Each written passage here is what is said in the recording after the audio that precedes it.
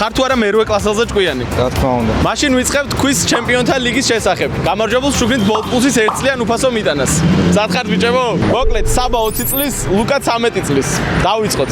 რამდენი გოლი აქვს გატანილი PSG-ს ჩემპიონთა ლიგის ამ სეზონში? ვინც უფრო ახლოს იქნება სწორ პასუხთან, ის მიიღებს 1 ქულას. კაი, შემოატრიალეთ პასუხები.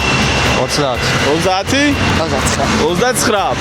სწორი პასუხი არის 44 და დაწინაურდა საბა 1-0. რომელ წლებში ჩატარდა პირველად ჩემპიონთა ლიგა? 77, 78. კი ბატონო. 1879. სწორი პასუხი არის 1955-56 წლები და 2-0. მესამე შეკითხვა. რამდენჯერ აქვს ჩემპიონთა ლიგა მოგებული მადრიდის რეალს? 15-15. ეგაა ისტორია. 3-1. მოკლედ სანამ შემდეგ შეკითხვას დავსვათ, გეტყვით რომ 30 მაისს არის ჩემპიონთა ლიგის ფინალი. თქვენ შეძლებთ ბოლტვიდან გამოიძახოთ ნებისმიერი კერძი და უფრო გემრიელს ჩაუჯდეთ ამ ფინალს. გავაგრძელოთ. რამდენი ასისტი აქვს გაკეთებული ჩემპიონთა ლიგის ამ სეზონში ხვიჩა კვარაცხელიას? კაი, შემოვატრიალოთ პასუხები.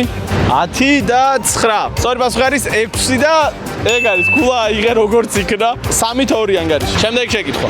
რომელ წელს დაარსდა ჩემპიონთა ლიგის ფინალისტი ლონდონის არსენალი? 1960 წელი. 1962. სწორი პასუხი არის 1886 წელი და შენ ქულა ჯამში რამდენი წლის არის PSG-ს ყველა ფეხბურთელი ერთად? მე პასუხი არის 234. შენი 115. ამ შენ იძახი რომ ფეხბურთელები დაახლოებით 10 წლისები არიან, ხო? 24 ფეხბურთელია გუნდში. სწორი პასუხი არის 591 და შენი პასუხი უფრო ახლოს არის რა. ანგარიში არის 4-3 და ბოლო შეკითხვა. ჩემპიონთა ლიგის ფინალი ტარდება ბუდაპეშტში და რამდენი კილომეტრია თბილისიდან ბუდაპეშტამდე? 65611. 4150. კი ბატონო, სწორი პასუხია 2950 და დაკაჩა 4-4. საბოლოო კითხვა გჭირდება. შენ მარსამდე ხო არ დაწერ? რამდენი კილო არის ხვიჩა კვარაცხელია? სექტანტა სეტები. 12.